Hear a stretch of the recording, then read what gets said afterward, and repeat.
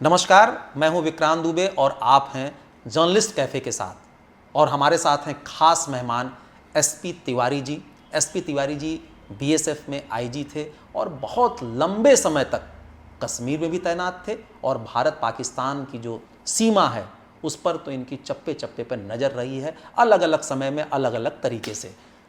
कुछ दिनों पहले ही भारत और पाकिस्तान के बीच पहलगाम में आतंकी हमले के बाद जो गर्मी आई, मामला युद्ध तक पहुंच गया और इसमें पाकिस्तान ने हर वो कोशिश की जिससे भारत में जान माल का खतरा हो और कई जगहों पे इस तरह के नुकसान भी हुए हैं। सबसे ज़्यादा नुकसान इस पूरी जो युद्ध हुआ उसमें किसका हुआ? भारत और पाकिस्तान की बात करें तो सबसे ज़्यादा इसमें जो नुकसान हुआ है वो सीधे तौर पर कश्मीर का हुआ है। तो हम लोग बात करते हैं तिवारी जी से। तिवारी जी, आपका बहुत बहुत धन्यवाद जो आप हमारे यहाँ इस कार्यक्रम में आए, हम लोगों से बात करने के लिए हमें समय दिया। तिवारी जी, हम लोग बात कर रहे हैं कश्मीर की, जो अभी पहलगाम में घटना घटी। सैलानी गए थे, उन पर गोलियां चलाई गईं, 26 सैलानी मारे गए, धर्म पूछ कर उन्हें गोली मारी गई। उन लोगों से धर्म पूछा गया जिनके भरोसे, जिनके बदौलत कश्मीर चलता है। कश्मीर का जो मूल आर्थिक स्रोत कहें तो वो पर्यटन है और फ्रूट्स हैं, लेकिन नंबर 1 पे पर्यटन आता है। लाखों की संख्या में लोग जाते हैं। अगर हम अमरनाथ यात्रा की बात करें या फिर सैलानियों की बात करें, और पहली बार इस तरह का अटैक हुआ। अब इस घटना ने युद्ध का रूप ले लिया। अब हम लोग इस पे बात, आखिर इसमें नुकसान किसका होने जा रहा है इस पूरे घटनाक्रम में, अगर हम बात करें सीधे तौर पर? धन्यवाद विक्रांत जी, आपने समय दिया, बुलाया। देखिए, कश्मीर का इतिहास बड़ा लंबा है, हम लोग इतिहास में नहीं जाएंगे। आज जो पहलगांव के परिप्रेक्ष्य में उसकी समीक्षा करेंगे। कश्मीर को स्वर्ग कहा जाता है, जन्नत है, बहुत ही खूबसूरत वादियां हैं। और आज नहीं, शुरू से कश्मीर, देखिए मुग़ल काल से ही हमारे जो बादशाह थे, सुल्तान थे, जब भी उनको छुट्टियां मनाना होता था, कश्मीर की आबो हवा इतनी अच्छी थी, वहाँ जाया करते थे, ढेर सारी चीज़ थे। इंडिया के हर व्यक्ति चाहता था कश्मीर की सुंदरता को देखे, वहाँ के मौसम को देखे, उसका लुत्फ़ ले। सन 89-90 के बाद जब से आतंकवाद का वहाँ साया पनपा, कश्मीर को आर्थिक रूप से बहुत ही नुकसान हुआ, क्योंकि पूरा का पूरा टूरिज़्म ध्वस्त हो गया, पूरा इंफ्रास्ट्रक्चर ध्वस्त हो गया। और शुरू के जो आतंकी गतिविधियाँ थीं, उनका इशारा ही, उनका टारगेट ही टूरिस्ट इंफ्रास्ट्रक्चर था, ताकि यहाँ पे लोग न आ सकें, कश्मीर को पंगु बना दिया जाए।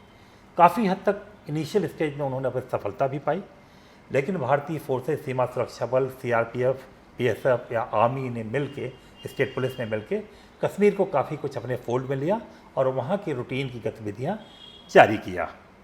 लेकिन पाकिस्तान कश्मीर की प्रगति को देख के कभी भी खुश नहीं होता। एकदम पाकिस्तान का ये प्रयास रहता है कि किसी भी कीमत पे कश्मीर को इस ढंग से डिस्टर्ब रखा जाए कि इंटरनेशनल मीडिया और सभी अंतर्राष्ट्रीय देशों का उस पर फोकस रहे। उसको कैसे किया जाए? पाकिस्तान ने एक well research, well plan strategy किया है कि इंडिया को किसी भी कीमत पे ब्लीडिंग बाई 1000 कट्स की उनकी जो पॉलिसी है कि इसको ढेर सारे कट लगा के धीरे धीरे प्रॉक्सी वार के तहत इसको डिस्टर्ब रखा जाए। और काफ़ी हद तक उन्होंने एक ऐसा इंफ्रास्ट्रक्चर तैयार कर रखा है जिसके तहत रेगुलर वास्ट ट्रेचरस जो लैंड है, एलसी है, वह उनका बर्फ़ का, जंगल का, बड़ी बड़ी ऊंची पहाड़ियों का सहारा लेके हमारे अंदर मिलिटेंट इन्फिल्ट्रेट करते सफल रहे हैं।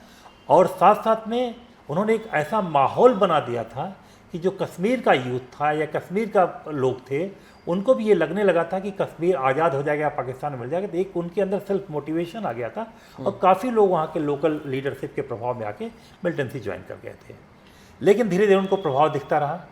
लेकिन आज भी इतना सब कुछ होने के बाद, धारा 370 हटाने के बाद भी उनके सिंपैथाइजर या उनके जो सोर्सेज हैं, उनके जो एसेट्स हैं पाकिस्तान को, अभी रह गए हैं पाकिस्तान में। अब जब से प्रोग्रेस होने लगा 370 के बाद, ढेर सारे विकास कार्य हुए, पाकिस्तान कश्मीर का बहुत डेवलपमेंट हो रहा है। और बात चलने लगी कि इवन पीओके में पाक ऑक्युपाइड कश्मीर के लोग कश्मीर की जो विकास था उसको देख के लालायित हो रहे हैं, आंदोलन कर रहे हैं कि किसी तरह मौका मिले तो हम इंडिया में जाएं। ये बातें पाकिस्तान से हजम नहीं हो सकती, क्योंकि पाकिस्तान का मुद्दा ही भारत के साथ कश्मीर है। अब उन्होंने प्रॉक्सी वार मिलिटेंट भेज के तरह तरह के ऑर्गेनाइजेशन बना के यहाँ पे डिस्टर्बेंस बीच पे करते रहे। लेकिन पहलगांव का हमला करके उन्होंने पाकिस्तान ने न केवल भारत को ललकारा है, चुनौती दी है, बल्कि कश्मीर के इकानमी पे, कश्मीर के टूरिज्म पे, कश्मीर की अर्थव्यवस्था पे बहुत बड़ी चोट कर दिया, बहुत बड़ी चोट कर दिया, आघात कर दिया, जिससे कश्मीर जो आगे जा रहा था ऐसा लगा कि कश्मीर थम जाएगा। अब देश के लिए, सेनाओं के लिए या गवर्नमेंट के लिए ये ज़रूरी था कि कश्मीरियों के या भारतवासियों के कॉन्फिडेंस को रिस्टोर किया जाए और कश्मीर को उसी स्थिति में दोबारा लाया जाए ताकि कश्मीर का विकास हो, क्योंकि हमारा उद्देश्य विकास करना है। तो इसलिए उन्होंने, आपने देखा कि पाकिस्तान को दंडित किया और बहुत बुरी तरह दंडित किया। पाकिस्तान घुटनों पे आके सीज फायर में आ गया। जी, आप तो कश्मीर में पोस्ट भी थे, किस सन में आप थे? विक्रांत जी, मैं कश्मीर में यंग अफसर था।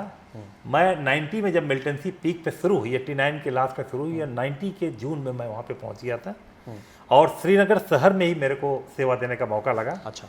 और कुछ इनिशियल ऑपरेशन के बाद सफलताओं के देखते हुए मेरे को वहाँ पे एक पापा 2 नाम से एक इंट्रोगेशन सेंटर बना था।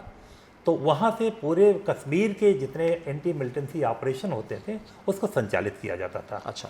सौभाग्य से मुझे उसमें काम करने का मौका लगा और मैं वहाँ पे कमांडो टीम का इंचार्ज भी था। तो जितनी जगह कमांडो ऑपरेशंस होते थे उस जगह मुझे करने का बहुत सौभाग्य मिला है और लगातार मैं तकरीबन 92 के शुरुआत तक मैं श्रीनगर में रहा। फिर मुझे LC पे कारगिल में जाने का मौका लगा, तकरीबन वहाँ रहा मैं काफ़ी सेवाएं as a company commander, as staff से वहाँ। आप तो एकदम पीक टाइम पर थे जब मिलिटेंसी थी वहाँ पे पूरी तरह से। बिल्कुल। तो किस तरह की मानसिकता होती थी वहाँ की? क्योंकि उस समय भी भारत जो है कोशिश ये करता था कि इन्हें वापस मूल धारा में लाया जाए। देखिए, उस समय चिनाब और झेलम का पानी इतना बह चुका था कि बहे हुए पानी को वापस लाना बड़ा मुश्किल था। पूरे मास मूवमेंट लग रहा था कि किसी दिन कश्मीर आज़ाद हो जाएगा और हम पाकिस्तान के साथ मिल जाएंगे या स्वतंत्र हो जाएंगे। तो जो ये बयार चली थी, जो हवा चली थी कश्मीर में, ये एक दिन का काम नहीं था। इसके लिए दशकों तक पाकिस्तान ने काम किया था और वहाँ की जो जिहादी मानसिकता वाले लोग थे, जो प्रो पाकिस्तानी लोग थे, उन्होंने काफ़ी दिनों से इसके लिए स्पीड वर्क किया था। क्योंकि जो यूथ था, 15 साल 20 साल का, 25 साल का यूथ या बड़ा यूथ है, उसको उसकी मानसिकता को बदलना एक दिन की काम नहीं है। तो ये काम काफ़ी दिनों से चल रहा था। हाँ, इग्नाइटिंग फैक्टर वेरियस थे, पॉलिटिकल हैं या क्या है उसमें मैं नहीं जाऊँगा। 90 में जब हुआ तो ये लग रहा था कि आज़ादी आज मिली या कल मिली। तो यूथ जो था, जिसको एक प्राइड था, उसको बंदूक लेके AK-47 के घूमने में उसको लगता था कि मैं बहुत बड़ा हीरो हूँ, तो हर एक आदमी बंदूक उठा ले सकता था। और उसमें इतने तादाद में बंदूक गोला बारूद आ गए थे कि हर एक को इजीली मिल जाता था।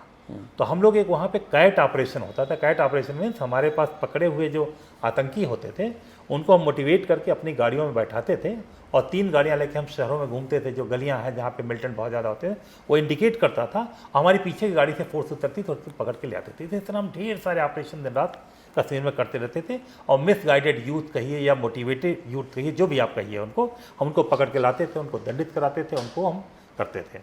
लेकिन जो माहौल आपने कहा, वहाँ उसमें माहौल ये था कि अब पाकिस्तान, कश्मीर जो है हाथ से गया, पाकिस्तान के पास चला जाएगा।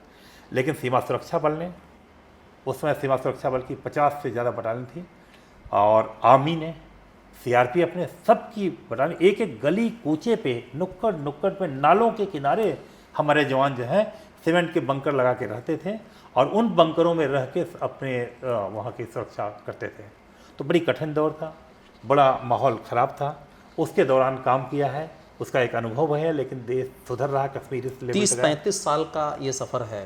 90 से अगर बात कीजिए तो आज 25 है, लगभग 30 साल 30 साल लगा धीरे धीरे धीरे कश्मीर को, 35 साल लगा कश्मीर को भारत बनाने में, एक तरह से कह लीजिए दिमाग बदलने में, मेन स्ट्रीम में समझाने में। क्योंकि सबसे ज़्यादा पहले कश्मीर पत्थरबाजों के नाम से जाना जाता था, पत्थरबाज खत्म हो गए। आखिर कहाँ चले गए पत्थरबाज? क्योंकि उन्हें रोजगार मिला और रोजगार किसने दिया? भारत ने दिया। आर्थिक तौर पर संपन्न और आर्थिक तौर पे कहिए और अलग अलग तरीकों से भारत ने किसी तरह से कश्मीरियों को मजबूत किया। भारत मत कहिए, भारत का तो पार्ट ही है कश्मीर, इंटीग्रल पार्ट है। वो कुछ मिसगाइडेड लोग थे, जो जिहादी प्रवृत्ति के लोग थे या जो पाकिस्तान परस्त लोग थे, वो अपने को अलग मानने लगे थे, वो अलग बात है। लेकिन वो तो हमारा इंटीग्रल पार्ट है, निश्चित तौर पर। लेकिन वो समझने को तैयार नहीं है, जबकि सारी सुविधाएं, सारी चीजें, सब कुछ मिल रहा है और उन्हें मालूम है कि जिसकी तरफ वो सोचते हैं वहां स्थिति क्या है। क्या है। अब आज फिर स्थिति वही आ गई है। इस घटना ने, आतंकियों ने जिस तरह से वहाँ पे पहलगाम में सैलानियों को मारा, टूरिस्टों को मारा, उसके बाद से निश्चित तौर पर एक बार विरक्ति तो आई जाती है कि हम किसी को रोजगार देने के लिए अपनी जान क्यों दें। भाई अगर कोई भी आदमी किसी भी प्रदेश में जाता है तो वहाँ पे इकोनॉमी को फ्लोरिश होती है, डेवलप होती है, मजबूती मिलती है, लेकिन वो चीज़ें कहीं ना कहीं अब कमज़ोर पड़ी हैं। इसका असर लगता है पड़ेगा। देखिए, विगत 3-4 वर्षों में कोरोना के बाद अगर आप कहें तो या 370 हटने के बाद जो माहौल बना था, ढेर सारे सैलानी पिछले साल ही तकरीबन 30 लाख के करीब गए होंगे, या एग्जैक्ट डाटा आप देख लीजिए, और लगातार इसमें वृद्धि हो रही थी, ग्राफ बढ़ रहा था। इससे कश्मीर में न केवल रोजगार पैदा हो रहा था, बल्कि वहाँ के लोगों को, जो पर्यटन पे आधारित अर्थव्यवस्था है, बहुत ज़्यादा फ्लोरिश कर रहे थे, लोग कर रहे थे, और इसमें बड़ा सहयोग हो रहा था। वो भी खुश थे, हम भी खुश थे, सब कुछ चल रहा था। एक घटना ने हमारे जनमानस को जरूर आंदोलित किया, जरूर झकझोरा है। कोई आदमी जाना चाह रहा था तो उसे दोबारा सोचना पड़ेगा कि क्या कश्मीर सुरक्षित है या नहीं। लेकिन अभी जो एक्शन हुआ भारत सरकार का पाकिस्तान के खिलाफ, जो उनको हमने दंड दिया है, और उससे ये कश्मीर के जनमानस में, या जो सिंपैथाइजर अभी भी अंडरग्राउंड ओवरग्राउंड वर्कर बचे हुए हैं, जो पाकिस्तान परस्त लोग बचे हुए हैं, उनके अंदर एक बड़ा स्ट्रांग मैसेज जा रहा है, और जाना चाहिए भी, और लोग रिसीव कर भी रहे होंगे कि देखिए अब आप बच नहीं सकते। ये नई सरकार है, नया भारत है, हर चीज़ पे हमारी नज़र है। अगर हम बहावलपुर में किस कमरे में बैठे हुए आतंकी का परिवार है वहाँ तक पहुँच सकते हैं, तो हम आप तक पहुँच सकते हैं। एक मैसेज ये गया। दूसरा मैसेज ये गया कि भारत सरकार का संकल्प है कि हम कश्मीर में नॉर्मलसी लाएंगे, कश्मीर को मुख्य धारा के साथ जोड़ के वही विकास करेंगे जो दृष्टाब्दी होगा। और ये कश्मीरों ने खुद फील किया जब से पहलगांव का अटैक हुआ कि उनकी अर्थव्यवस्था स्टैंड स्टिल पे आ गई, उनके मोहताज हो रहे थे वो लोग। खुद पहली बार इतिहास में है कि कश्मीर के जनमानस ने आंदोलन किया, पाकिस्तान के झंडे जलाए, पाकिस्तान के आतंकवादियों के खिलाफ बोले कि साहब ये मत करिए, हमारी रोजी रोटी का सवाल है। तो ये बहुत बड़ा शिफ्ट है, पैराडिम शिफ्ट जिसको कहते हैं, कश्मीर के थॉट प्रोसेस में, मानसिकता में। और पूरे देश में भी जो ऐसे लोग थे जो अपनी आवाज़ उठाते थे इन चीज़ों के, अलगाववाद के नाम पे, नाम में, सबका मुंह बंद हो गया कि साहब ये चीज़ नहीं चलेगी देश में। एकदम देश शासन से चलेगा, देश जिस लाइन पे चलना चाहिए कानून से चलेगा देश, और देश का विकास होना जरूरी है। ये कश्मीर में मेरा ख्याल है हर एक व्यक्ति तक तो संदेश गया है, स्पेशली जो पाकिस्तान परस्त लोग थे या ओवरग्राउंड वर्कर थे जो नॉर्मल लाइफ जीते हुए मिलिटेंसी में सपोर्ट करते थे, उनके तक स्ट्रांग मैसेज गया है। बहुत बहुत धन्यवाद तिवारी जी। हम लोग बात कर रहे थे कश्मीर में हुए, पहलगाम में हुए आतंकी घटना के बाद कश्मीर पर इसका क्या असर पड़ेगा। भारत पाकिस्तान ने तो पूरी तरह से कोशिश की है कश्मीर को डिस्टर्ब करने की, लेकिन भारत अपने कश्मीर को कभी भी अपने से अलग नहीं होने देगा। अगर आपको ये वीडियो अच्छा लगे तो इसे लाइक जरूर कीजिएगा। फिर हम लोग मिलेंगे किसी अलग मुद्दे के साथ। Thank you.